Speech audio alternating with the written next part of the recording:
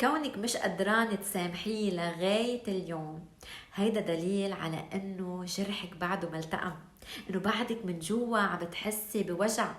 فالأبدى والأولى بهيدي المرحلة من حياتك صديقتي إنه أنت تركزي طاقتك على مداواة هيدا الجرح، من إنك أنت تسعي وتفكري كيف بدي سامح هيدا الشخص. لاحظ على كتير من الصبايا اللي بيحكوني إنه عندهم دافع ورغبة كتير كبيرة علشان يسامحوا هيدول الأشخاص، بس علشان يخلصوا من الألم، علشان عندهم خوف من مواجهة هيدا الألم، خوف من مواجهة هيدا الشعور بالذنب اللي بحسوه تجاه نفسهم لأنه سمحوا لهيدا الشخص أنه يأذيهم. خلي نية التسامح وضيف عليها نية التشافي ومداواة هيدا الجرح، وضيف عليها نية تعلم الدرس، واسعى بهيدا الاتجاه، ورح تشوفي بشكل تلقائي رح تلاقي حالك سمحتي هيدا الشخص.